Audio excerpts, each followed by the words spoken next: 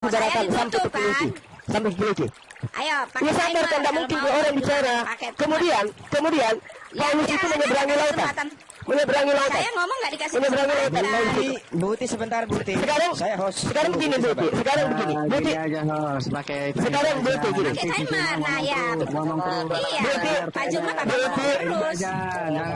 Nanti Juma ngotot. Buti dan juga saudara Cep. Timer, pakai Kalian berdua. Saya mau tanya kalian berdua sebelum masuk ke timer.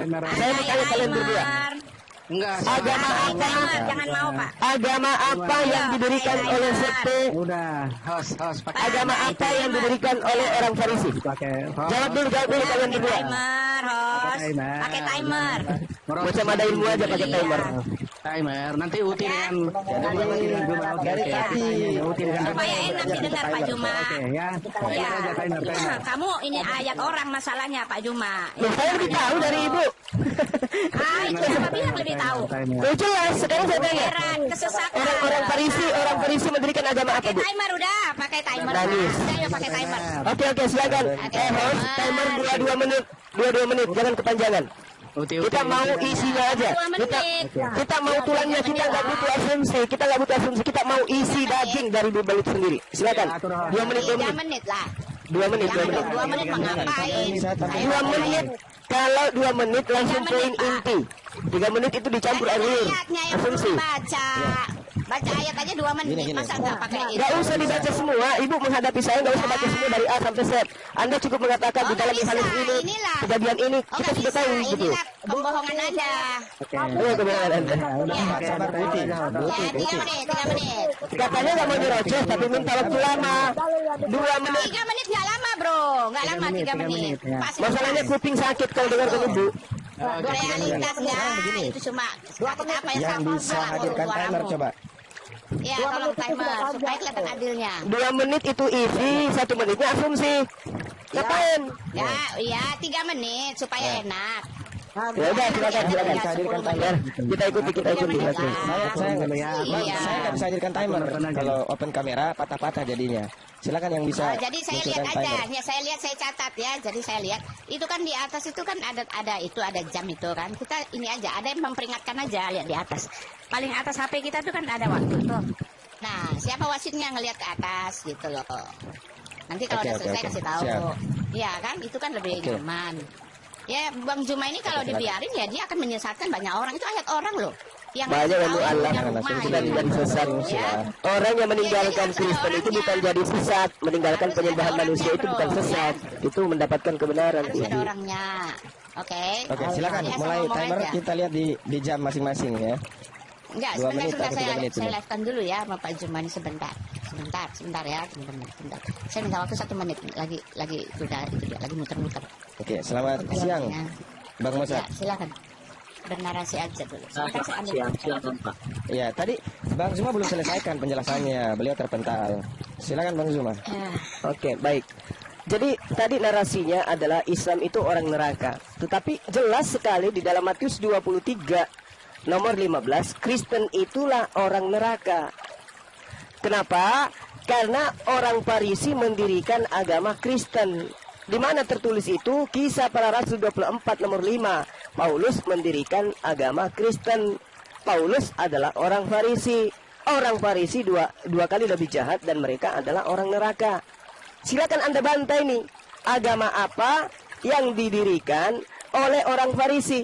Kalau bukan Kristen, lalu agama apa? Sebutkan. Karena itu sudah sangat jelas tuh. Kisah Para Rasul 24 nomor 5. Paulus adalah dari sekte Nasrani.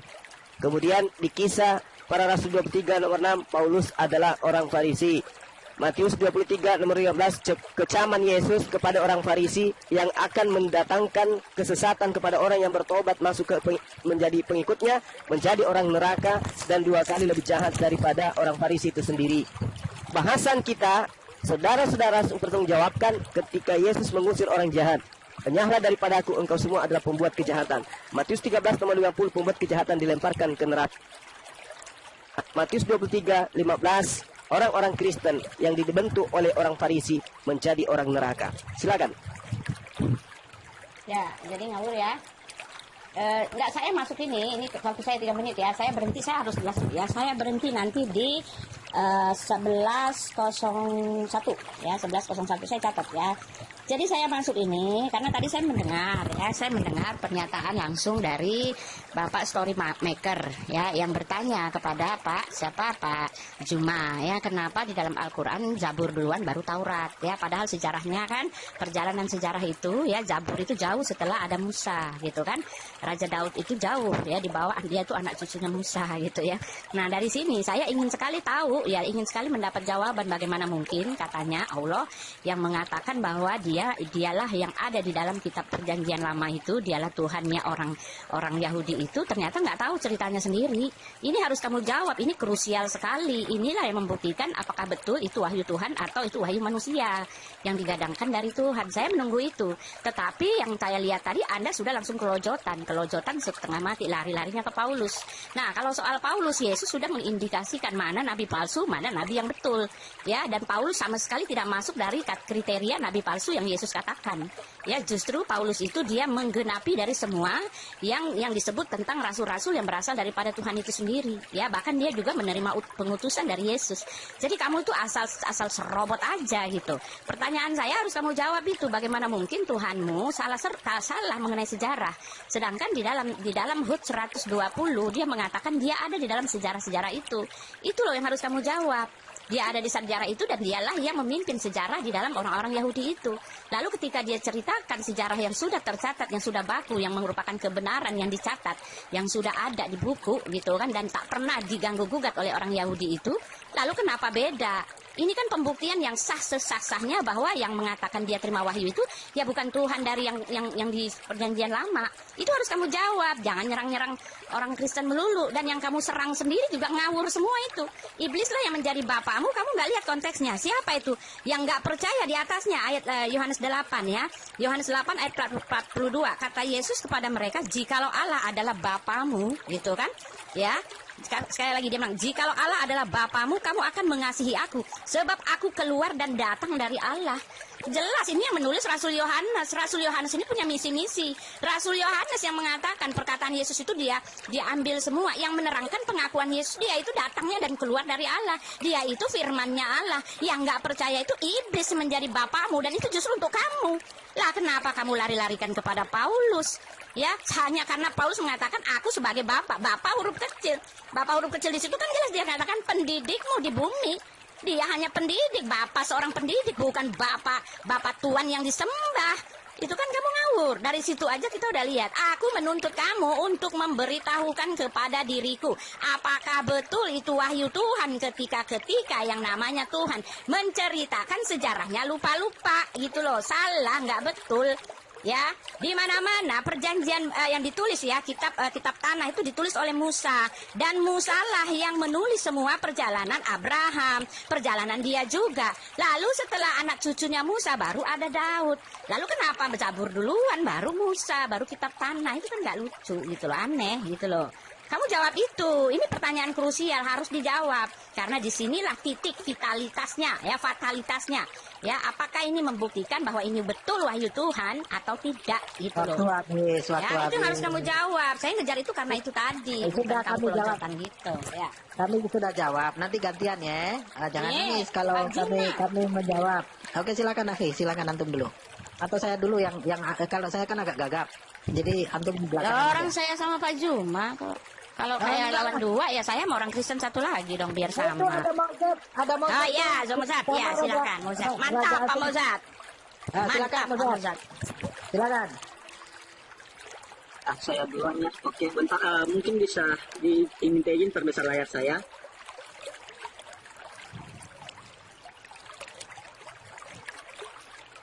Oke, bentar saya open cam.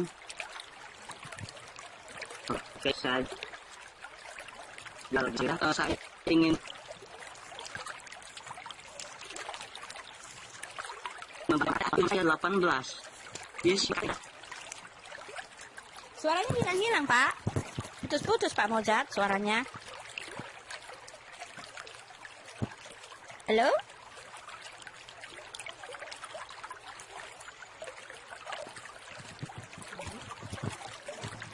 Halo Bang, Mas putus-putus suaranya.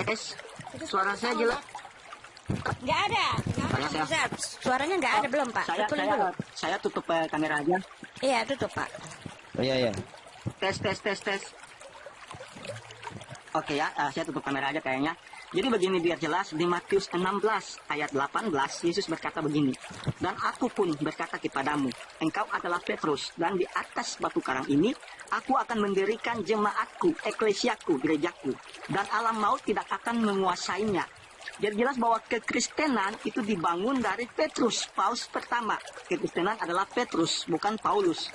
Nah, jadi tuduhan Bang Suma tadi bahwa Paulus yang menciptakan Kristen, tidak. Ini Yesus sudah mengatakan dia akan membangun jemaatnya. Lalu kita lihat apa kata Petrus kepada Paulus. Dalam kitab 2 Petrus 3 ayat 15, Petrus mengatakan begini dalam suratnya. Anggaplah kesabaran Tuhan kita sebagai kesempatan bagimu untuk beroleh selamat.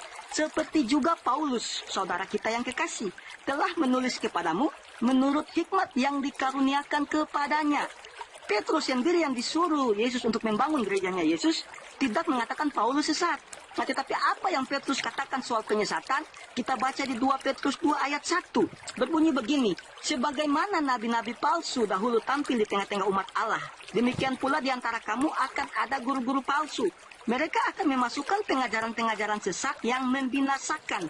Bahkan mereka akan menyangkal penguasa yang telah menebus mereka.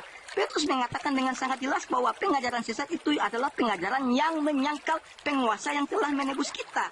Jadi asumsi Bang Suma mencomot ayat lalu mengatakan bahwa Kristen itu didirikan oleh Paulus sesat dan sebagainya, itu hanyalah hoaks atau asumsi. Soal Farisi tadi yang disinggung oleh Bang Suma tahu nggak Farisi itu apa?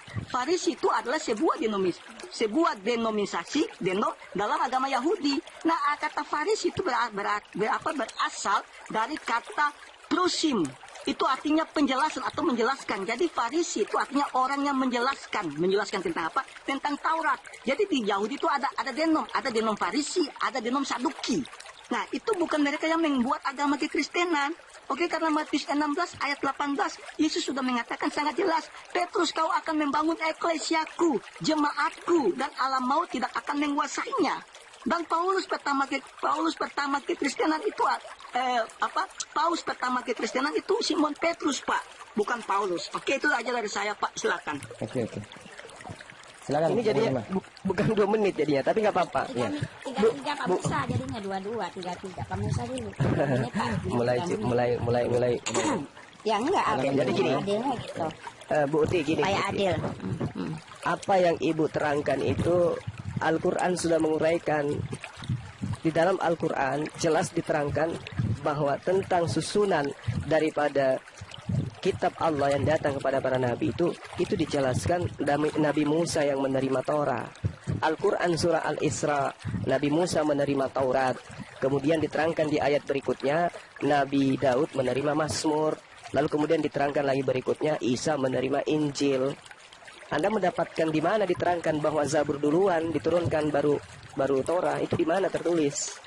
Jadi jangan asal memfitnah. Kemudian saudara Mossad, Anda mengatakan pendiri Kristen itu Petrus. Ilmu dari mana Anda dapatkan? Petrus itu di dalam pengajaran Paulus sendiri, Galatia 2 nomor 8, jelas Petrus untuk orang-orang bersunat. Lalu kapan Petrus mendirikan gereja untuk orang-orang yang tidak bersunat? Sedangkan kitabnya Petrus di dalam pengajaran sebagai Yahudi, praktis Yahudi, Yehezkiel 44 nomor 9, orang-orang yang tidak bersunat tidak boleh masuk ke tempat ibadahnya orang Yahudi. Lalu Petrus mendirikan gereja gitu. Cobalah Anda menggunakan narasi yang sehat dulu.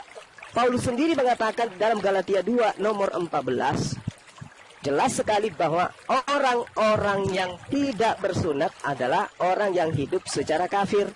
Apa mungkin Petrus mendirikan tempat ibadah untuk orang-orang kafir? Apa mungkin? Sementara dia mendapatkan pengajaran dari gurunya Yesus di dalam Yohanes 7 nomor 49, Yesus meneriakkan di tengah-tengah murid-muridnya bahwa orang-orang banyak ini yang tidak mengenal hukum Taurat adalah orang-orang terkutuk. Lalu kemudian Yesus berpesan kepada Petrus di dalam Matius 10 nomor 5 nomor 6, jangan engkau pergi ke tempat orang-orang yang tidak bersunat. Anda memfitnah dia, mendirikan sebuah gereja untuk orang-orang yang tidak bersunat. Anda keliru, Anda salah. Inilah sebabnya kenapa Anda dibolak-balikkan di dalam kitab saudara. Tidak mungkin kemudian Petrus murid Yesus ini mendirikan gereja tempatnya orang yang masuk tanpa mandi junub, tanpa basuh tangan, tanpa cuci kaki, tanpa bersunat. Tidak mungkin. Kenapa? Sudah dikecam orang-orang tidak bersunat itu dalam kitabnya. Yehezkiel 44 nomor 9. Orang yang tidak motong kulitnya tidak boleh masuk ke tempat kudusku. Dan orang-orang yang tidak bersunat menurut Paulus adalah orang-orang yang hidup secara kafir. Oke? Makanya saya katakan kepada saudara, kalau Anda mengatakan bukan Petrus, bukan Paulus yang mendirikan agama Kristen, dihapuskan aja kisah para rasul. Ini kisah, dan kisah ini bukan kisah pejuang, bukan kisah si unyil. Ini adalah kisah rasul katanya. Kisah rasul yang ada dalam kitab saudara. Paulus itu dari sekte Nasrani, sekte Nasarios. Nah sekarang tunjukkan di mana disebut Petrus dari sekte Nasrani. Ada? Tidak ada.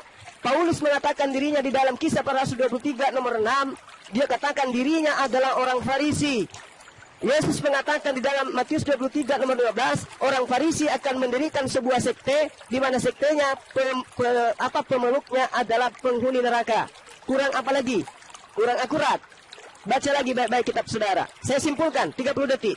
Yesus mengatakan agama yang didirikan oleh orang Farisi pemeluknya adalah orang neraka. Paulus mendirikan sebuah agama disebut dengan agama Nasrani atau Kristen hari ini di dalam kisah para rasul 24 nomor 5. Kemudian Pak, udah 4 menit, Pak. Petrus di dalam Galatia 2 nomor 8 itu diutus hanya kepada orang Yahudi, tidak diutus kepada kalian orang Kristen. Demikian, Ya, silakan. Pak, udah. Ya, Pak Musa di Gini, 11.13. sebentar. Ya, Ini tolong saya ada tidak di bisa, dokumennya dong. tidak bisa kasih timer. Kalau saya open cam, ini patah-patah. Ya udah, Jadi saya tolong yang lain liatin yang aja. bisa kasih Saya ingatin timer, aja. tolong. Saya liatin aja, kita lihat aja ke atas itu. Lihat di atas ya, di kita punya HP ada semua. Ya, di belakangnya itu menitnya kita lihat. Saya catat di sini. Pak Musa diberhenti 11.13. Loh, tadi Bu Uti perasaan nguraikan panjang sekali, ditambah Iya Mozart kan 3 tidak menit, ada 3 batasan. menit. 3 menit sama-sama dengan Pak Juma jadi Tolong 6 ada yang menit, bisa Pak. bisa hadirkan timer di bawah. Yang bisa hadirkan timer coba naik.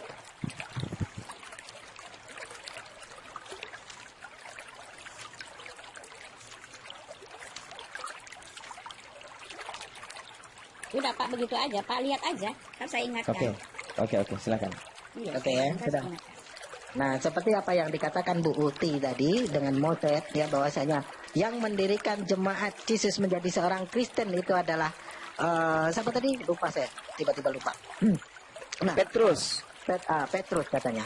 Tidak ada satupun yang dimana Petrus itu menjadi bagian murid Yesus, menjadi membawa sebuah kitab yang dimana gereja mengesahkan itu, bahkan membatalkan dari apa yang dituliskan oleh Petrus itu sendiri yang dinamai Injil Petrus.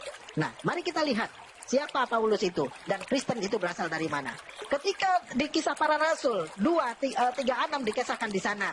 Jadi seluruh kaum Israel harus tahu dengan pasti bahwa Allah telah membuat Yesus yang engkau salibkan itu menjadi Tuhan dan Kristus. Berawal Yesus menjadi Tuhan, inilah Paulus dari kisah para rasul 2:36. Itu jelas. Lalu kita akan tengok bagaimana Paulus membuat agama Kristen. Di kisah para rasul 11:26, mereka tinggal bersama-sama dengan jemaatnya, yaitu 1 tahun lamanya sambil mengajar banyak orang di Antioquia. Murid-murid itu murid-murid itu pertama kali disebut Kristen. Pertama kali. Jadi tidak ada si Petrus membawa agama Kristen. Tidak ada si Petrus mendirikan jemaat lalu dikata Kristen. Tidak ada. Semua berasal dari Paulus. Yang dimana Paulus mementahkan semua hukum-hukum yang Yesus sendiri bawa dari istafet kenabian yang berasal dari para nabi, yakni Musa alaihissalam. Nah, ketika Bu Uti mengatakan, wah, apakah Allah itu lupa memberikan informasi? Bukankah di dalam Bible pun demikian? Ketika ulangan itu ditulis jauh setelah Musa itu mati, apakah Musa itu mati lalu bangkit lagi lalu menulis ulangan itu yang dimana dia menceritakan atas kematiannya sendiri. Oke, saya rasa itu cukup. Oke, baik, silakan yang lain. Saya Diperhatikan saya waktunya ya. nanti ya saya berhenti di 11.16 ya, pas mau 17 baru saya berhenti ya, karena itu Oke, pas oke. genapkan jadi 3 menit. Ya, jadi jelas ya Pak Juma harus memberi jawab kenapa harus begitu ya. Karena jelas dikatakan Anda larinya tadi kepada bahwa Musa diberikan kitab Taurat ya, lalu Daud diberikan kitab Zabur, bahkan Injil ya, Isa diberikan kitab Injil, bahkan Allah sendiri mempunyai kitab ya yang di Lauh Mahfuz dan diturunkan kepada Nabi Muhammad secara berangsur-angsur selama 20 tahun. Nah, ketika Anda menyasar-nyasar bahwa doktrin Anda atau pengajaran dari Allah yang mengatakan Musa diberikan kitab Taurat, itu nggak ada di tempat kami, Pak. Tidak pernah Musa menerima satu kitab turun dari langit atau turun seperti diturunkan kepada Nabi Muhammad secara berangsur-angsur. Oh, tidak pernah. Jadi jelas ini bagaimana mungkin Anda mengatakan Tuhan Anda adalah Tuhan kami ketika dia salah memberitahukan informasi sejarah yang pernah dia lakukan bersama bangsa-bangsa orang-orang Israel terdahulu ya, sedangkan dia sendiri mengatakan dia ada di tempat itu. Ini yang harus merupakan pertanyaan krusial yang harus kamu jawab, kamu kasih klarifikasi. Karena kalau tidak terjawab, Anda harus menerima fakta bahwa itu jelas bukan dari Tuhan. Itu adalah bukan wahyu ya, itu adalah wahyu yang dari Nabi Anda sendiri ya, karena hanya manusia yang bisa salah. Tuhan tidak pernah bisa salah. Anda harus ketahui itu ya. Lalu Anda nyasar-nyasar ya. Yesus sudah bilang ya, saya sudah bilang juga bahwa Paulus tidak masuk ke dalam kriteria nabi palsu ya kan, betul-betul tidak masuk ke dalam kriteria nabi palsu ya, karena Yesus jelas mengatakan nabi-nabi palsu itu ya adalah kamu bisa lihat dengan dia yang menyangkal ya, yang menjadi iblis itu adalah dia yang menyangkal di dalam Yohanes 8 tadi yang kamu gadang-gadangkan itu, yang menyangkal bahwa dia datang, Yesus itu datang dan keluar dari Bapa itu sendiri, yang menyangkal bahwa Yesus itu adalah firman yang keluar dari Bapa yang nuzul menjadi Yesus itu sendiri. Jelas ayat 8 itu, Yohanes 8 ditulis oleh Yohanes itu mengatakan seperti itu. Jadi iblis itu yang menjadi bapakmu ketika kamu menyelewengkan ayat orang gitu loh ya. Lalu di dalam Kisah Para Rasul 26 dikatakan bahwa di Antiokhia lah Paulus memberi nama Kristen. Anda harus baca di dalam Kisah Para Rasul pertama ya. Di situ ketika Yesus sudah naik ke sorga, orang-orang sudah bersekutu ya kan, orang-orang sudah membentuk satu gereja. Sekali pelayanan 3.000 orang dibaptis ya, terus menerus, sehingga terbentuklah satu pengajaran yang didirikan atau yang diajarkan oleh para rasul, yaitu Rasul Petrus yang menjadikan kepalanya. Tetapi belum ada gelarnya, belum ada namanya. Tetapi persekutuan yang disebut Kristen itu sudah ada sejak awal. Anda baca itu ya, pertumbuhan gereja itu luar biasa, pesat sekali. Lalu di Antiokhia baru ada namanya, yaitu Kristen, artinya pengikut Kristus. Ya, itu harus Anda ketahui ya. Jadi Anda ini ngawur sengawur-ngawurnya bro ya, ngaco ya. Lalu apalagi tadi ya, Anda mengatakan bahwa jadi seluruh ya Pak Musa, jadi seluruh manusia harus tahu ya bahwa Kristus ya, Tuhan telah di situ menjadi mengangkat Kristus sebagai Israel. Tuhan gitu kan. Nah, Israel, ya bukan itu kita, ya. Bu. Jangan Ya, dipindah, Israel Bu. harus tahu. Ya, nih, Israel harus tahu. Itu Anda tak harus tahu ya. Tuhan itu ketika Yesus dia naik ke sorga, disitulah Yesus mengatakan segala kuasa telah diberikan kepadaku. Matius 28 ya kan, baik di bumi dan di sorga. Itulah sebabnya dia disebut Tuhan, karena dengan kematiannya segala keselamatan tidak ada di dalam siapapun juga, sesuai dengan yang dibicarakan oleh Petrus sendiri, dan Oke. keselamatan Waktu tidak ada habis di ya. dalam siapapun juga ya. Ngawur Oke, ya, habis. percaya ngawur. Bang, Silakan. ini coba hadirkan timer tolong. Bang siapa tadi? Bang Royce. Ya, oke. Oke, giliran saya ya. Saya langsung Oke. aja. Oke, Ya, silakan timer berjalan. Timer Jadi mulai. memang jelas bahwa Suma dan Pak Musa ini mereka comot-comot ayat. Jadi jelas dikatakan Suma tadi mengambil Yehezkiel, kitab perjanjian lama, untuk mau mendeskripsikan Kristen. Ingat perkataan Yesus dalam Yohanes 10 ayat 16. Ada lagi padaku domba-domba lain yang bukan dari kandang ini. Domba-domba itu harus kutuntun juga, dan mereka akan mendengarkan suaraku, dan mereka akan menjadi satu kawanan dengan satu gembala. Itu perkataan Yesus, bukan asumsi, Pak. Bahwa ada domba-domba di luar Israel yang akan dituntun dan dijadikan satu kawanan domba. Lalu Pak Musa berkata-kata mencomot ayat bahwa Pak Musa Anda tidak mengerti Alkitab. Anda mau bolak-balik ayat bagaimana kalau Anda tinggal di bumi? Sejarah membuktikan keuskupan pertama Roma itu adalah Petrus, bukan Paulus. Paus pertama kekristenan adalah Petrus, itu kenyataan yang terjadi. bukan asumsi seperti yang Anda katakan, itu hanya asumsi. Lalu herannya Pak Suma dan teman-teman mencomot-comot ayat untuk mendeskripsikan Paulus. Kenapa Anda tidak mencomot Matius 22 ayat 29 sampai 30? Dalam Matius 22 ayat 29 sampai 30 Yesus jelas mengatakan kamu sesat sebab kamu tidak mengerti kitab suci maupun kuasa Allah. Karena pada waktu kebangkitan orang tidak kawin dan tidak dikawinkan, melainkan hidup seperti malaikat di surga. Yesus mengatakan dengan sangat lantang, orang yang mengatakan di surga ada kawin mengawin adalah sesat. Itu perkataan Yesus dalam Matius 22 ayat 29 sampai 20 sampai 30. Anda tidak paham kitab suci, Anda comot-comot ayat Yeskel, naik Yeskel itu sebelum digenapinya Yeremia 31 bahwa perjanjian baru akan Tuhan tulis. Taurat itu akan dituliskan dalam loh hati manusia, bukan lagi seperti pada kitab-kitab yang dibawa Musa keluar dari bangsa Mesir. Itu dalilnya Yeremia 31 ayat 31. Jadi ketika Yeremia 31 ayat 31 itu digenapi, apa Yesus katakan? Dalam Yohanes 10 ayat 16, ada lagi domba yang bukan dari kawanan ini, yang harus kutuntun juga. Jadi kekristenan tidak stuck hanya di Israel. Itu perkataan Yesus sendiri. Oke, jelas? Jadi kalau mau memakai perkataan Yesus, jangan hanya comot satu perkataan Yesus. Comot perkataan Yesus yang lain. Dan Simon Petrus, tadi sudah saya kasih ayat 2 Petrus 3 ayat 15. Dia mengatakan Paulus itu tidak sesat. Yang dia katakan sesat itu adalah orang yang menyangka Tuhan telah menebus mereka. Terdapat dalam suratnya 1 Petrus 2 ayat pertama. Itu perkataan Petrus semua. Jadi Anda jangan hanya mencomot-comot ayat, Anda tidak paham. Ingat, keuskupan pertama, ini sejarah, ini kenyataan. Keuskupan pertama, kekristenan, paus pertama adalah Simon Petrus, bukan Paulus. Itu dari saya, terima kasih. Oke, waktu habis. Silakan dibikin waktunya 6 menit nanti bagi dua, Bang Zuma sama Bang Musa. Oke, silakan Bang Zuma. Ya, baik. Jadi tidak ada bantahan ya tentang Paulus ya, kecuali hanya keluar-keluar saja. Pembuktian Paulus itu dari sekte Nazaret, oke, di dalam Kisah Para Rasul yang saya jelaskan. Kemudian pembuktian di dalam Galatia 2 nomor 8, Petrus untuk orang-orang bersunat. Kemudian Galatia 2 nomor 14, 15, jelas dikatakan orang yang tidak bersunat hidup secara kafir. Itu semua tidak ada bantahan. Lalu kemudian Anda mengatakan, Buti mengatakan, Tuhan Anda adalah bukan Tuhan kami. Loh, ia mengatakan Tuhan kami, Yesus siapa? Kami tidak menuhankan manusia, Buti. Anda jangan ulang lagi perkataan kotor kayak begitu. Manalah mungkin Tuhan kita sama. Tuhan Anda pernah menjadi mayat, Tuhan kami tidak mungkin, karena dia bukan makhluk.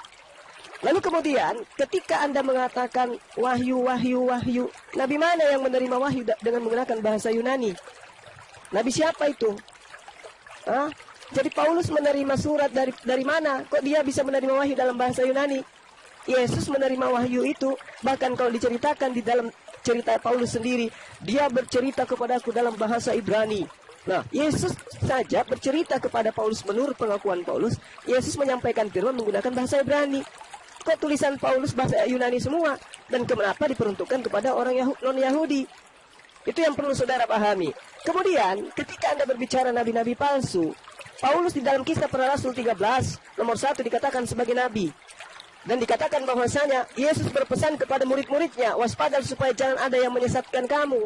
Sebab banyak orang yang akan datang dengan memakai namaku dan mengatakan akulah Mesias, dan mereka akan menyesatkan banyak orang. Siapa yang menyesatkan banyak orang yang ada setelah Yesus terangkat ke langit? Siapa?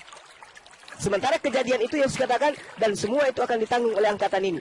Berarti angkatan ini berarti sama dengan Yesus. Lalu kemudian dikatakan dalam kitab saudara, jadi apabila kamu melihat pembinasa keji berdiri di tempat kudus, menurut firman yang disampaikan oleh Nabi Daniel, para pembaca hendaklah memperhatikannya, maka orang-orang yang di Yudea haruslah melarikan diri ke pegunungan. Ini kapan terjadinya ini? Kapan terjadinya orang-orang Yudea itu harus lari ke gunung? Kapan? Kapan? Ini Yudea ini, kapan? Sudah terjadi. Kapan itu? Pada saat Paulus membantai mereka.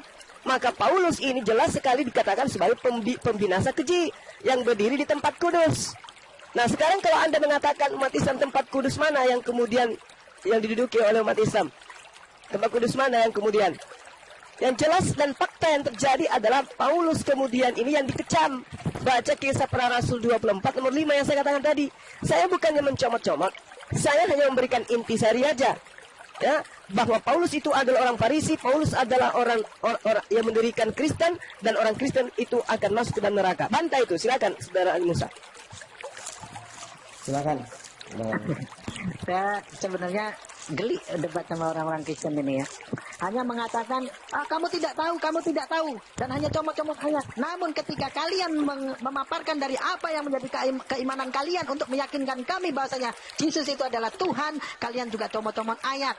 Ya, tidak ada satupun dari kalimat-kalimat yang kalian bantah dari ayat per ayat, melainkan hanya sebuah comot-comot yang dimana kalian asumsikan tidak sesuai dengan pengajaran para nabi itu sendiri. Nah, ketika Yesus mengajarkan untuk manusia menyembah Allah lah satu-satunya yang benar, datang Paulus menjadikan Yesuslah sesembahan dan Tuhan bagi orang-orang Kristen itu sendiri. Ajaran dari nabi yang mana?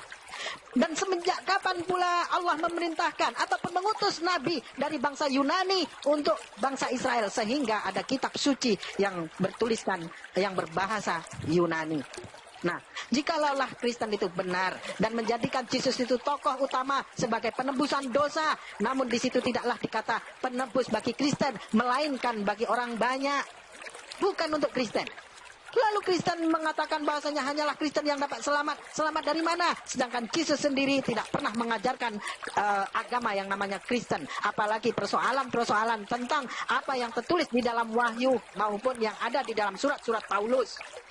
Dan masih ada ya, saya hukum kalau pakai timer ini. Nah, terus perihal masalah kekuasaan kata si Moses tadi, ya, dia ngarang bebas. Ketika Yesus sendiri berkata, ketika seorang ibu mendatanginya untuk memintakan bagi kedua anaknya untuk duduk di sebelah kiri dan sebelah kanannya saja, Yesus tidak mampu memberikannya. Jikalalah dia Tuhan, tentu dia akan dengan lapang mengatakan silahkan duduk. Tapi Yesus berkata, cawanku memang akan kamu minum, tapi untuk duduk di sebelah kiri dan sebelah kananku, aku tidak berhak memberikannya. Hanya Allah saja yang dapat memberikannya bagi siapa yang ia kehendakinya. Lalu di mana letak kekuasaannya? Jadi kalau cerita masalah comot-comot, kalian comot-comot. Dan kalian artikan sendiri, kalian simpulkan sendiri. Yang terlepas dari konteks, terlepas daripada ajaran para nabi. Oke, monggo, silakan. Oke, waktu habis. Silakan dibagi 2 lagi ya, 6 menit. Ya, Silakan. ya, saya duluan ya. Jadi benar ya, Pak Musa ini kata Pak Musa ini ngawur ya. Pak, Anda pula belum punya ilmu Pak, kemana-mana ya kayaknya ya. Ya, kami orang Kristen percaya ya, tahu banget apa yang Anda pakai itu cuma orang-orang yang nggak berilmu ya. Ya, lalu Anda mengatakan tadi ya, Tuhan Anda bukan Tuhan kami, Tuhan Anda itu makhluk. Nah, ini yang namanya tepu-tepu, cocokologi. Ya, kami mempunyai Alkitab, Perjanjian Lama, Perjanjian Baru.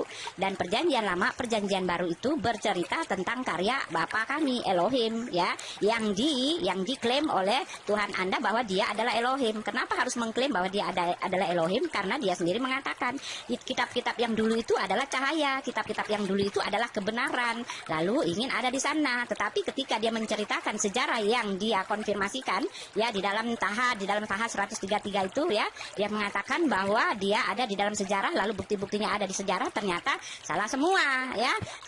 Musa tidak menerima kitab Taurat ya, Daud tidak menerima kitab Jabur. Ini yang harus Anda pertahankan, Pak. Ya, bukan berarti Anda menyerang-nyerang secara membabi buta, ya, menjawab pertanyaan dengan menyerang secara membabi buta. Lalu kami lupa gitu bahwa Anda sebetulnya tidak bisa menjawab, sama sekali tidak bisa menjawab. Karena jelas Al-Quran telah mengindikasikan bahwa Isa itu sendiri ada di dalam kitab terdahulu, kitabnya Musa, ada di zamannya Musa. Nah, ini pertanyaan yang jelas harus Anda jawab. Bagaimana mungkin Tuhan tidak tahu kalau itu adalah Yesus? Yesus tidak hidup di kitabnya di zamannya Musa, ya. Oleh sebab itu dia mengatakan bahwa Maryam itu saudaranya Harun, karena jelas satu-satunya yang bernama Harun di dalam Alkitab itu adalah saudaranya Musa. Nggak ada lain yang namanya Harun itu di dalam Alkitab selain imam besar yang dipilih oleh Elohim itu sendiri untuk mendampingi Musa. Dialah satu-satunya imam, ya kan? Jadi di luar keturunan Harun itu tidak bisa disebut imam. Ini yang tidak dimengerti. Anda harus jawab itu, ya. Atau Anda harus percaya, Anda harus akui kepada saya bahwa Isa yang dimaksud atau semua nabi-nabi yang dimaksud di tempat kami bukanlah yang ada di Alkitab. Karena kami menyembah Tuhan yang disembah oleh nabi-nabi kami, Nabi Musa, ya, yaitu Elohim Bapa Yod He Vav He, ya. Dia adalah Allah yang Tritunggal dan dia berkata bahwa dia berkehendak di dalam Alkitab, ya, di dalam Yesaya dia mengatakan Ya, saya baca dulu ya. Kalau baca ayat tolong di ini dulu sebentar aja ya. Ya, dia berkehendak untuk menyelamatkan umatnya dengan menebus umatnya. Dan ketika dia telah menebus umatnya di dalam Yesaya 46 ayat 9, ingatlah hal-hal yang dahulu. Tolong diberhentikan dulu, Pak. Masa itu ya, ingatlah hal-hal yang dahulu sejak purbakala, bahwa ya kan akulah Allah yang tidak ada yang lain. Ya, akulah Allah dan tidak ada yang seperti aku, yang memberitahukan dari mulanya hal yang kemudian. Dan dari zaman purbakala apa yang belum terlaksana, yang berkata keputusanku akan sampai dan segala kehendakku akan kulaksanakan. Kehendaknya apa? Kehendaknya di dalam Yesaya 55. Dia mengatakan dia telah mengeluarkan firman-Nya, dan firman-Nya itu akan melaksanakan segala kehendaknya. Kehendaknya apa? Kehendaknya yaitu di dalam Yesaya 41. Dialah yang menebus kami, ya kan? Dialah yang menjadi juru selamat kami. Dengan cara apa dia menebus kami? Dengan cara menjadi anak manusia. Dan bahkan dia itu akan dibawa ke pembantaian, digiring ke dalam pembantaian. Ya, dan dia akan merupakan korban penebus salah. Ini Tuhan yang kami sembah, Tuhan Elohim Bapa yang berkarya lewat penyelamatannya di dalam diri Yesus Kristus. Dan ketika dia telah menyelamatkan umatnya, keselamatan hanya ada di dalam diri Yesus Kristus. Oleh sebab itu dia disebut Tuhan penguasa alam semesta ini. Karena keselamatan tidak ada di dalam diri siapapun juga. Ini yang Anda tidak ketahui. Jadi jangan Anda mau comot Tuhan kami, lalu Anda mengatakan Yesus bukan Tuhan kami. Yesus itu datang dan keluar dari Bapa, sehingga iblislah yang menjadi bapakmu, Pak Juma, ketika kamu tidak percaya akan hal ini, gitu ya. Silakan Pak Sen. Silakan Pak, itu Pak Mozart. Iya, jadi mau Anda keluar-keluar bagaimanapun Bang Suma dan Bang Musa, ini kenyataan. Saya bilang ini kenyataan. Paus pertama kekristenan itu adalah Simon Petrus. Jadi Anda mau berkeluar-keluar tuh seperti begini. Anda mengatakan bahwa kemerdekaan Indonesia itu bukan 17 Agustus 45. Padahal kenyataan yang terjadi itu kemerdekaan Indonesia itu 17 Agustus 45. Yang saya ngomong ini kenyataan. Paus pertama kekristenan, keuskupan pertama kekristenan di Roma adalah Simon Petrus.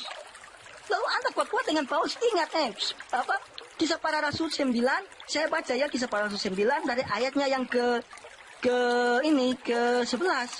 Tuhan datang di Ananias, Yesus datang di Ananias pergi untuk melegalisasikan Paulus, bahwa dia akan memakai Paulus.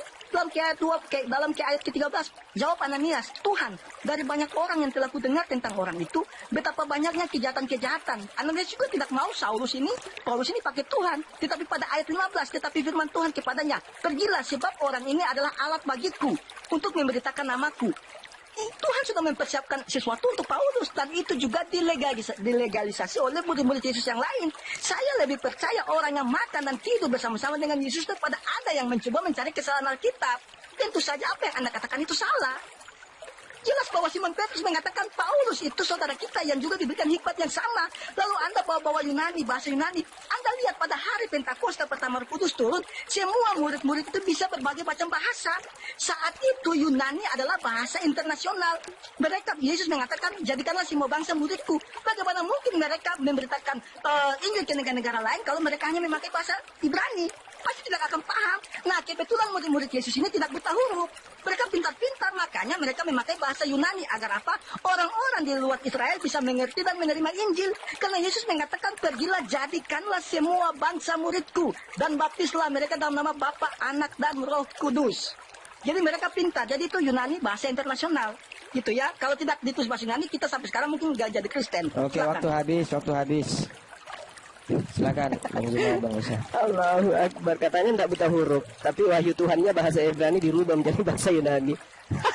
Oke, saudara bermimpi dengan mengatakan paus pertama adalah Simon Petrus.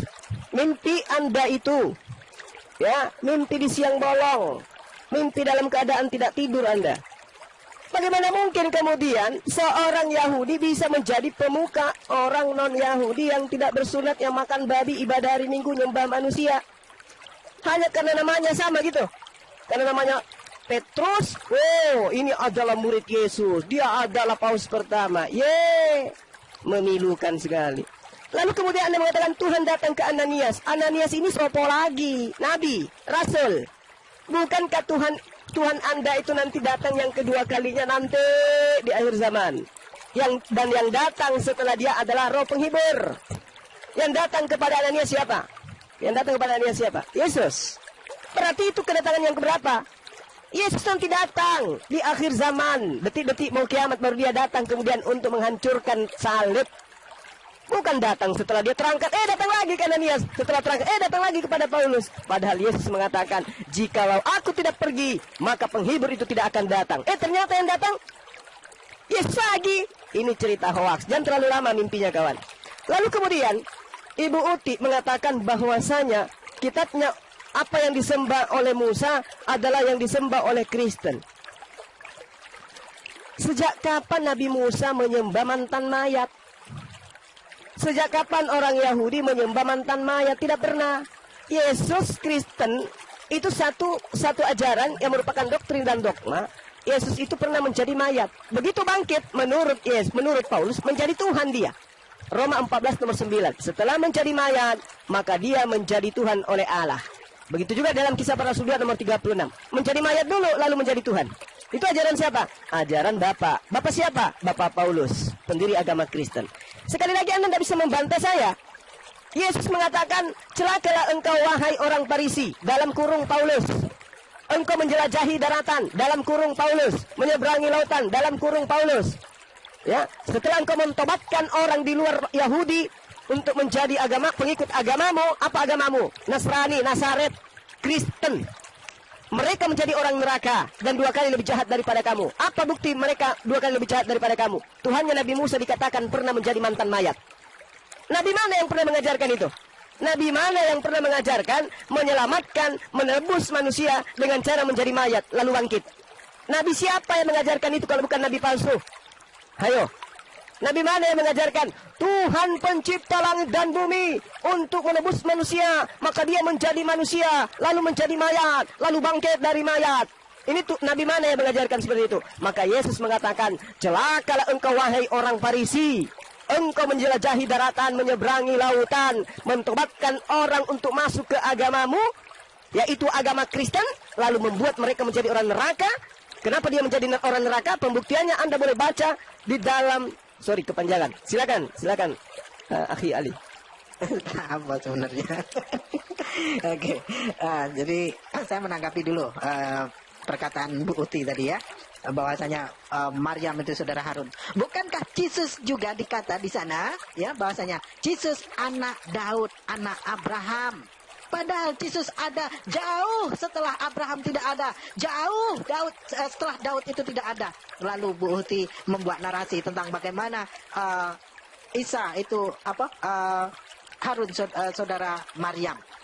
Jadi ketika membawa narasi, membawa premis, baca dulu isi kitabnya Bu Uti agar Anda tidak gagal dalam bernarasi, agar Anda tidak meludahi muka Anda sendiri ketika Anda membuat fitnahan-fitnahan melalui kitab suci, ya, itu saran saya. Dan untuk saudara Mozart, ketika Anda mengatakan ini itu, Anda keluar dari konteks yang dimana nabi-nabi itu tidak pernah mengajarkan seperti apa yang Paulus ajarkan, dan Yesus sendiri yang menjadi otoritas di dalam Bible itu sendiri tidak pernah mengajarkan seperti apa yang Paulus ajarkan. Bukankah apa yang diajarkan oleh Paulus menjadikan Yesus Tuhan? Maka di dalam Matius 7:21 hingga 23 itu jelas, barang siapa yang bernubuat demi namanya dan menjadikannya Tuhan, maka akan diusir dan dianggap tidak dikenalinya. Bahkan Yesus tidak pernah mengenalinya. Dan Paulus sendiri dalam seumur hidupnya tidak pernah sekalipun jumpa dengan Yesus alaihissalam. Melainkan dia hanya berhayal-hayal, yang ketika mengadakan perjalanan ke Damsyik, dia mengatakan dirinya rebah. Ada yang mengatakan, yang lain kawan-kawannya mendengar. Ada yang mengatakan tidak mendengar. Lalu dia buta, tersungkur, ya, pingsan, koma. Lalu mengatakan, siapakah engkau Tuhan? Jika lelah tahu dia Tuhan, mengapa mesti bertanya, siapakah engkau Tuhan? Logis. Ya, Oke, waktu habis. Silakan. Host, kita sampai jam berapa ini? Kita mau ibadah juga. Iya, kesepakatan Karena sampai jam putar-putar berapa? juga nggak Mau dibahas juga ada materi ya, kita. Ya. Mau Satu jam putaran lagi baru atau? closing. Satu putaran, habis itu closing, Bang. Oke, baik. Satu putaran closing. Baik. Silakan, Buti, Bang Osat. Ya, jadi saya jadi jelas ya, Anda minta satu putaran karena jelas satu hal yang harus Anda terima dari kenyataan ini, bahwa Anda tidak bisa mengatakan bahwa Nabi Isa itu dia adalah Yesus Kristus, karena jelas Nabi Isa itu digambarkan secara literasi di dalam Al-Qur'an yang diklaim sebagai wahyu Allah, dia itu adalah saudaranya Harun. Lalu Pak Musa mengaku pintar, tetapi kenapa? Karena ini, ya, karena dia mengatakan bahwa Yesus sendiri dikatakan anak Daud. Memang Yesus anak Daud, ya, anak dengan saudara itu beda, Pak, ya, silsilah dengan saudara itu beda, ya. Tetapi jelas ya dikatakan Maryam itu saudaranya Harun, bukan anaknya Harun. Kalau anaknya Harun boleh Anda berkata seperti ini, dia silsilahnya Harun. Tetapi kalau saudaranya Harun, jelas itu menyamping, Pak. Memang betul-betul saudara. Pertanyaan saya, Harun mana yang dimaksud kalau ini bukanlah Musa? Dan pertanyaan saya, Musa mana yang dimaksud ini kalau ini bukan saudaranya Isa? Isa mana yang dimaksud ini kalau maksudnya bukanlah Yesus? Jadi ini kan terdapat kesalahpahaman, kesalahan kronologias, ya. Sejarah historikalnya salah, kronologisnya salah, ya. Jadi dengan demikian pertanyaan besar untuk kalian.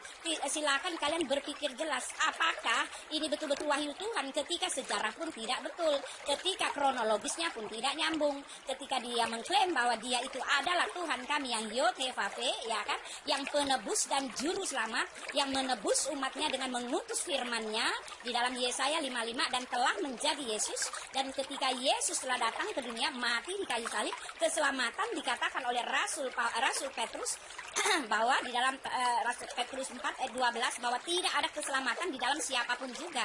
Dan ini dikonfirmasikan oleh Yesus, ya.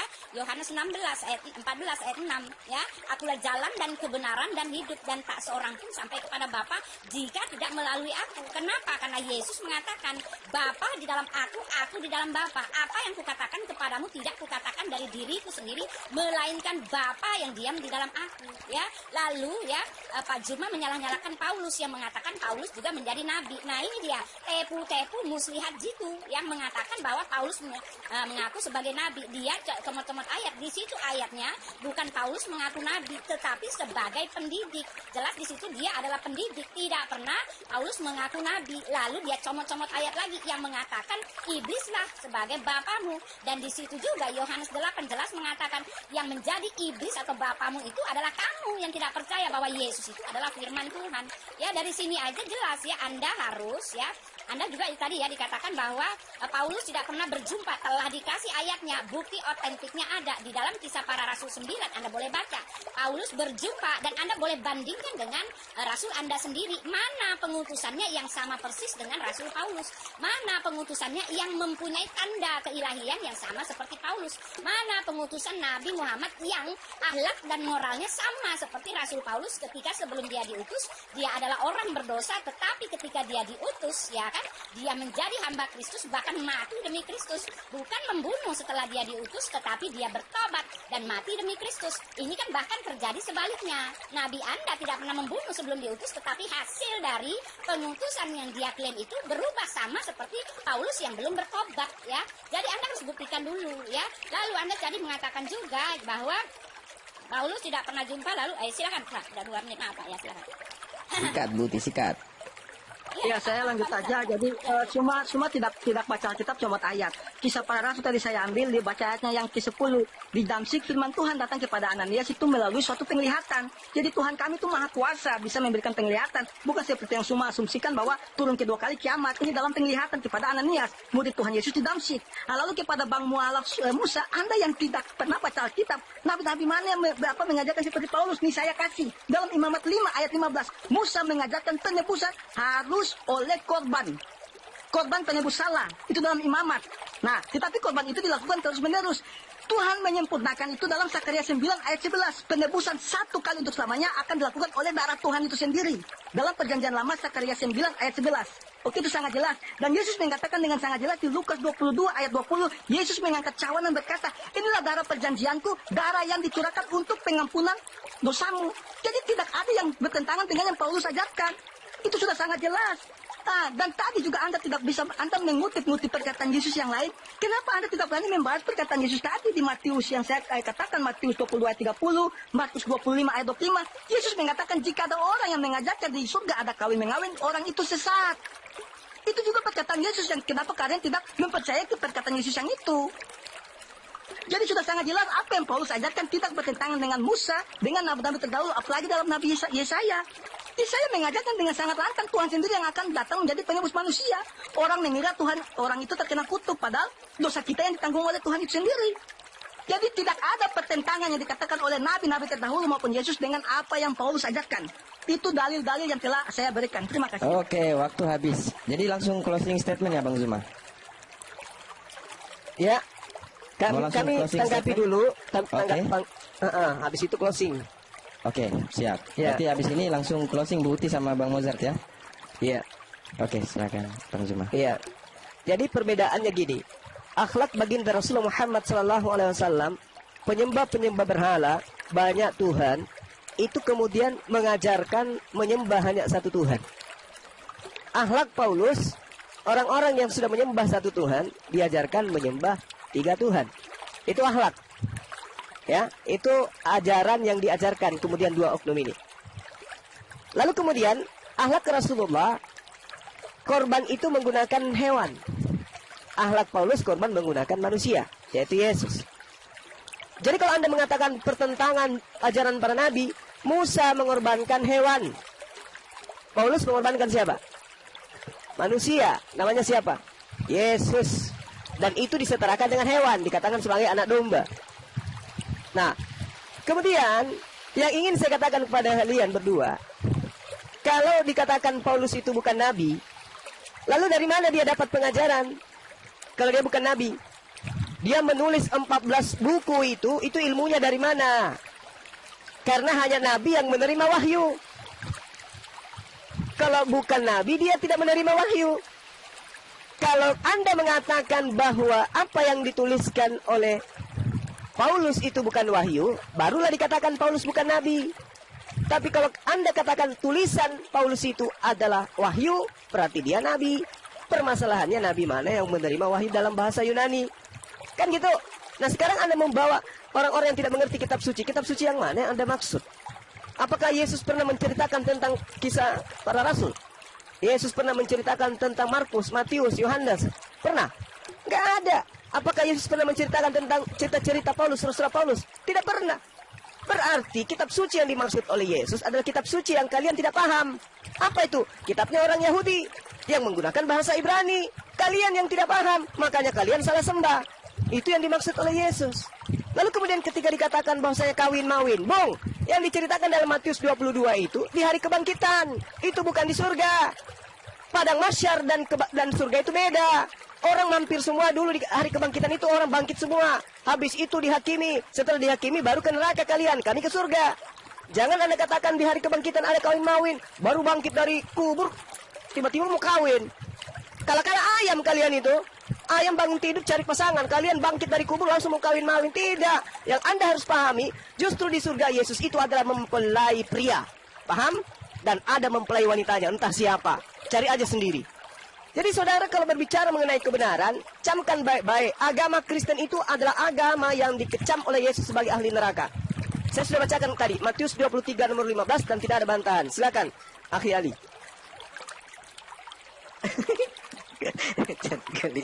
Jadi orang bangkit langsung minta kawin. Itu tidak mungkin ya, karena hanya orang konslet saja yang meyakini hal itu ada. Oke. Untuk Bu Uti sebenarnya saya dari tadi itu mau ketawa oleh karena tidak sedikit pun menyentuh esensi yang dimana substansi yang menjadi perdebatan ya. Jadi semuanya ngarang cerita asal nyerotos bagaimana begini, asal berkata kamu tidak tahu, kamu tidak ini, kamu tidak itu, percuma ya. Itu tidak ngefek dan tidak ngaruh bagi kami. Nah, ketika menjadikan Paulus itu adalah seorang rasul yang mengajar katanya, bukankah pengajar-pengajar palsu itu akan menyesatkan umat manusia sehingga ia akan masuk ke dalam neraka? Itu jelas, ya. Bukankah para nabi itu mengajarkan menyembah satu Tuhan, tidak lebih, tidak ada 2, tidak ada 3. Hanya Paulus lah yang menjadikan bahwasanya Tuhan itu lebih dari 1 dan Tuhan pun nampak oleh mata manusia. Itu ajaran siapa kalau bukan ajaran Paulus? Sementara Yesus sendiri yang menjadi otoritas di dalam Bible itu sendiri, yang dimana dia berkata, sesungguhnya jangankan rupanya, suaranya pun tidak dapat kamu dengar. Namun datang Paulus menjadikan Tuhan itu nampak oleh matanya dan menjelma menjadi manusia, yakni Yesus alaihissalam yang kalian anggap Tuhan. Padahal kalau cerita masalah harus begini, lupa. Masa iya Tuhan lupa? Bukankah di dalam Bible peristiwa-peristiwa yang ada di dalam Bible tentang khususnya penyaliban yang paling fundamental di dalam kekristenan itu pun tidak jelas hari apa dan kapan waktunya, hari apa, jam berapa disalibkan, tidak ada yang tahu hingga detik ini. Ya, jadi jangan berkata, oh tidak tahu, lupa. Ternyata di dalam Bible itu sendiri orang Kristen tidak pernah mengetahui sesungguhnya hari apa tepatnya Yesus itu disalibkan sehingga sesuai dengan nubuatan tanda Nabi Yunus itu. Ya, kalaupun dipaksakan bahwasanya Yesus itulah mati pada hari Jumat hingga Minggu pagi, belumlah sesuai dengan nubuatan yang dimana Yesus sendiri berkata, oh, seorang anak manusia akan tinggal di perut bumi selama 3 hari 3 malam, tidak akan diberi tanda selain daripada tanda Nabi Yunus, yang dimana Nabi Yunus di dalam perut ikan itu selama 3 hari 3 malam penuh. Budi, jadi tolong ketika membuat narasi, baca dulu isi kitabnya, lalu membuat narasi, jangan sampai berkata, oh kalian tidak tahu, oh kalian ini mengkutak-katik isi kitab orang. Bukan. Oke, waktu habis, Bang. Oke, silakan. Oke, closing statement ya, Bu Uti sama Bang Musad, silakan. Ya nggak bisa yang kalau begini, kalau closing statement itu Pak, closing bukan kasih narasi baru yang tidak bisa dijawab Ya. lagi. Maaf Pak. Tadi sudah sepakat ya, bahwasanya Iya, menjawab tetapi kalau bantahan yang kasih ini narasi baru, langsung ya memberi- ditutup. Nah, kalau memberi Ya. narasi baru itu namanya apa? Namanya manipulasi. Ya itu. Oke, maksudnya. bantahannya langsung di closing aja. Bantahannya langsung di closing aja. Ya, bantahannya langsung di closing. Yang duluan, kami belakangan ya, tentulah kami Ya, belakangan. Iya, iya. Sampai Iya. kapan Langsung pun closing. Udah. Nanya. Sampai kapan? Timer tolong 6 menit. Timer tolong 6 menit untuk closing statement. Ya sebentar, saya kasih statement ini. Kalian tidak akan pernah berani untuk closing belakangan karena apa? Karena Oke, kalian waktu akan jalan. sampai muslihat seperti ini. Ya, Masih kan, menjerit-jerit tapi kami aja. tidak akan bisa jawab, kan? Ya betul ya, diam Pak Musa. Ya betul, Pak Musa tidak tahu apa-apa ya. Lalu dia kemana-mana bicara tentang jamnya Yesus lah mati ya.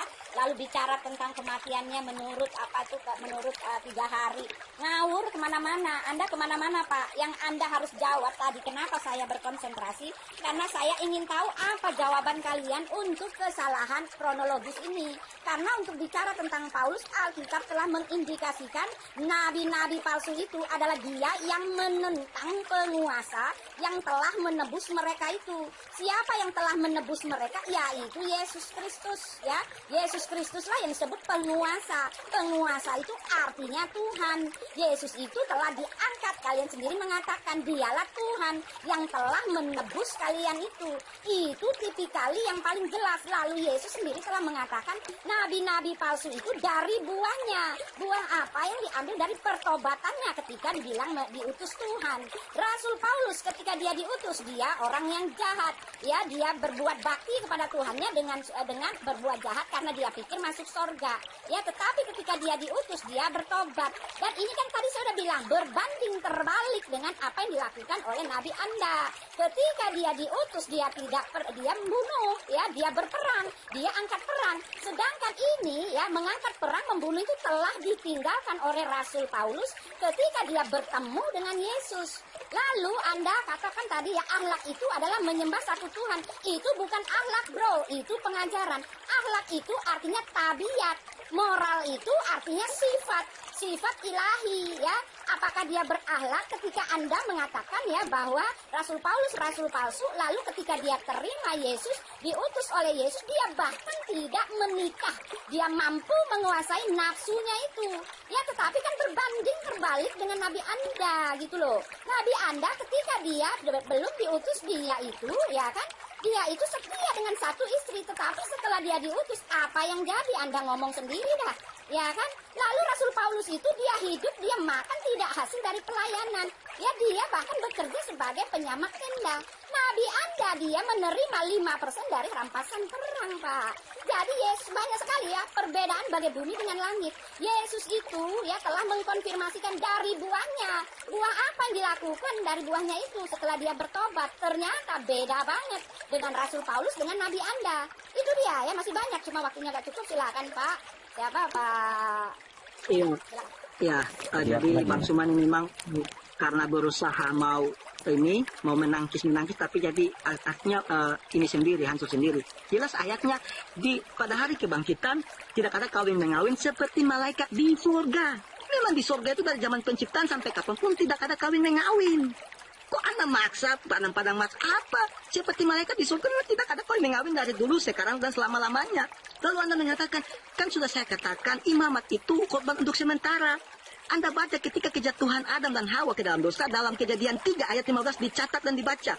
Kemenangan akan dosa untuk selama-lamanya harus dari keturunan Hawa. bukan keturunan domba. Dan Tuhan mengulanginya lagi itu di Zakaria 9 ayat 11. Keturunan Hawa itu nanti memakai darahnya Tuhan. Oleh karena darah perjanjianku itu Tuhan sudah katakan. Dan Yesus juga sudah katakan di kitab Lukas yang saya berikan tadi. Darah perjanjian yang Tuhan maksud di Zakaria itu adalah darahnya dalam tubuhnya Yesus itu. Sudah sangat jelas sejak kejadian 3:15 kemenangan akan dosa dari keturunan Hawa. Dan Tuhan harus mengutus. Lalu Anda bilang, Pak Mualaf jangan potong-potong ayat. Ayatnya masih berlanjut. Tetapi anak tunggal Allah yang berada di pangkuan Bapa yang menyatakannya. Jadi memang kita tidak bisa melihat ilahinya Tuhan, tetapi anak yang menyatakannya. Bagaimana artinya 1 Samuel 3 ayat 21, Tuhan menampakkan diri melalui perantaraan firman-Nya. Jadi dari dulu Tuhan berbicara dengan Musa dan para nabi itu berbicara secara langsung dengan perantaraan firman-Nya. Yohanes 1 ayat 14, firman itu telah menjadi manusia. Lalu Anda bilang sejak jam berapa Yesus disalib, hari apa? Anda yang tidak paham, tidak ada ilmu. Penanggalan jam, tanggal Ibrani itu 12 jam, bukan 24 jam Georgian. Alkitab ditulis dengan penanggalan Yunani Ibrani, bukan penanggalan Georgian. Jadi jika dihitung dengan 12 jam, tepat hari ini memang betul-betul Yesus bangkit dari kematian. Dan hari ini pun Paskah Yahudi seluruh dunia. Itu sudah sangat jelas. Jadi Anda tidak ada ilmu. Anda comot ayat dengan ilmu Anda yang kurang. Pantas Anda mualaf. Karena memang kepintaran Anda tidak lebih dari anak sekolah minggu yang jenjang SD. Masa tidak tahu Alkitab ditulis dengan penanggalan Ibrani lalu mau mencocokkan dengan Georgian. Dipasangkan 3 hari itu mesti 24 jam. Kan tidak masuk lah. Alkitab tidak masuk Pak Musa. Sudah sangat jelas Pak Sumaya, kejadian 3 ayat 15. Pengampunan dosa yang meremukkan kepala iblis adalah keturunan Hawa. Tuhan mengutus firman-Nya mengambil rupa dalam keturunan Hawa agar apa? Digenapi Zakaria 9 ayat 11. Oleh karena darah Tuhan itu sendiri melalui keturunan Hawa akan mengampuni dosa manusia satu kali untuk selama-lamanya. Oke, waktu habis. Makasih buat Bu Uti dan Bang Musad. Silakan closing statement dari Bang Zuma sama Bang Musad. Silakan Bang. Oke, baik. Berapa menit ini? 6 menit. 6 menit. Oke, Ya. 3 menit berarti ya. Silakan. Siap, Ya. siap.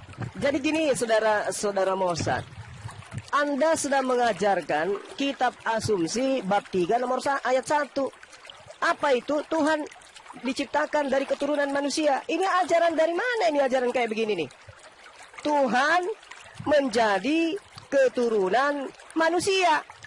Alamak, itu kitab asumsi bab 3 ayat 1 itu. Kemudian terkait dengan tema kita yang kita bahas, Al-Quran menerangkan Bismillahirrahmanirrahim, Walladzina kafaru lahum naru jahannam la yuqda alaihim fayamutu wa la yukhaffafu anhum min azabiha kadzalika najzi kulla kafur. Orang-orang kafir, bagi mereka neraka jahanam, mereka tidak dibinasakan hingga mereka mati dan tidak diringankan dari mereka asapnya sedikit pun. Demikianlah kami membalas setiap orang-orang yang sangat-sangat kafir. Siapa orang kafir ini menurut Al-Quran? Mereka yang tidak menyembah kepada Tuhannya Yesus. Itu di dalam Al-Quran diterangkan seperti itu. Dan siapa orang-orang kafir ini? Mereka yang membatalkan hukumnya Tuhan. Jangan ada ilah lain di hadapanku, tapi kemudian membentuk ilah dari seorang manusia. Kemudian, menurut Yesus, orang neraka itu adalah orang Kristen. Bantah saya, cari waktu untuk bantah saya. Karena Anda tidak bantah-bantah dari tadi. Di dalam Matius 23 nomor 15, celakalah engkau wahai orang Farisi, engkau mentobatkan orang masuk ke dalam agamamu. Agamamu wahai orang Farisi adalah agama Kristen. Tertulis dalam Kisah Para Rasul 24 nomor 5. Jadi orang Farisi celaka itu adalah pendiri agama Kristen di dalam Kisah Para Rasul 24 nomor 5, dan orang Farisi ini adalah Paulus. Kisah Para Rasul 23 nomor 6. Ingkut sempurna, saya tidak comot ayat karena saya tidak mungkin membacakan kalian kitab Kejadian sampai kitab Wahyu sampai selesai. Cukup dagingnya aja yang saya tanyakan kepada kalian. Ingat cluenya. Orang Farisi mendirikan agama. Agama apa yang didirikan oleh orang Farisi? Tanya Budi. Jawabannya ada di Wati. Wati mengatakan dalam Kisah Para Rasul 24 nomor 5 bahwa Paulus orang Farisi mendirikan agama Kristen. Catat itu, bingkai di kamar besar-besar supaya Anda sadar kalian adalah penghuni neraka menurut Yesus, bukan menurut Bang Suma. Ingat, poin kedua, di dalam Matius 7 nomor 21, 22, 23, orang-orang Kristen akan diusir. Kenapa? Karena mereka menyembah manusia anak Maria, tidak karena kehendak Bapa. Anda tunjukkan kepada saya, dari kitabnya orang Yahudi Kejadian sampai kitab Anda Kristen Wahyu, tunjukkan bahwa Bapa berkehendak agar manusia menyembah utusannya bernama Yesus itu. Tunjukkan kepada saya, penyahlah daripada aku, engkau semua adalah pembuat kejahatan, dan orang jahat di mana dilemparkan? Bukan dilemparkan ke panti pijat, bukan, tapi dilemparkan ke dalam neraka. Tertulis di dalam Matius 13 nomor 50, orang-orang jahat, pembuat kejahatan akan dilemparkan ke dalam api neraka yang menyala-nyala. Walladzina kafaru lahum naru jahannam. Terima kasih. Yang mau membantah saya silakan cari waktu. Kita akan semakin mengerucutkan Kristen adalah agama yang sudah distempel di jidatnya sebagai penghuni-penghuni neraka menurut Yesus berdasarkan kitabnya Kristen itu sendiri. Demikian, silakan. Silakan Bang Musa. Oke, saya tadi Bu Uti selalu mengulang-ulang tentang bagaimana Nabi kami, yakni baginda Nabi Muhammad SAW belum menjadi Nabi tidak membunuh, setelah menjadi Nabi membunuh. Bukankah Paulus sendiri juga adalah seorang rampok setelah dia mengaku sebagai apostolos, mengaku sebagai seorang rasul, setelah jumpa dengan Yesus, dia merampok hak orang lain dari orang asing, lalu diberikannya kepada orang yang ada di tunggu dulu. Yang ada di Korintus, jemaat yang ada di Korintus. Jadi bagaimana ketika Anda bercerita tentang akhlak Nabi orang lain, namun Anda sendiri tidak membaca terlebih dahulu siapa sesungguhnya sejarah yang orang yang Anda jadikan apostolos, Anda jadikan rasul itu. Jikalau cerita akhlak, sesungguhnya Paulus adalah seorang pendusta setelah jumpa dengan Yesus, konon katanya, padahal dia tidak pernah jumpa, dan mengatakan bahwasanya Paulus sendiri mengaku dia adalah seorang pendusta. Ya, oleh karena dustaku kemuliaan Tuhan menjadi melimpah. Mengapa aku mesti dihakimi sebagai orang berdosa? Dan seandainya pemberitaan Kristus diberitakan dengan bermaksud palsu ataupun tidak, aku tetap bersuka cita. Sesungguhnya orang-orang yang pendusta menurut Yesus, maka dia akan dicampakkan ke dalam neraka. Itu jelas, ya. Jadi kalian pengikut para apostolos palsu, para pengikut nabi palsu, pengikut rasul palsu yang mengajarkan, di mana dia mengajarkan untuk menyembah manusia anak Maria. Oke, itu saja. Oh, masih ada. Oke, Lanjut masih ada lagi. berapa detik? Sayang lagi, nyerocos terus untuk Bu Uti. Kita bali-bali dulu. Jadi apa yang dikisahkan Bu Uti tadi, semuanya ngarang cerita, exegesis yang tidak ada nyata. Dia ambil kitabnya orang Yahudi, lalu dia comot-comot, dia artikan sendiri, tidak sesuai dengan apa yang menjadi pemaknaan orang-orang Yahudi sendiri, yang notabene mereka lah yang punya kitab, dan orang Kristen mencaplok dari kitabnya orang Yahudi untuk mendukung ketuhanan Yesus alaihissalam. Terima kasih banyak ya teman-teman yang sudah hadir. Terima kasih Bang Juma, Bang Musa, Bu Uti. Kita cukupkan diskusi kali ini. Insya Allah nanti ketemu di lain kesempatan ya. Kita tutup dengan doa kafaratul majelis. Subhanakallahumma bihamdi asyhadu an la ilaha illa anta astaghfiruka wa atubu ilaik. Wassalamualaikum warahmatullahi wabarakatuh. Waalaikumsalam warahmatullahi wabarakatuh.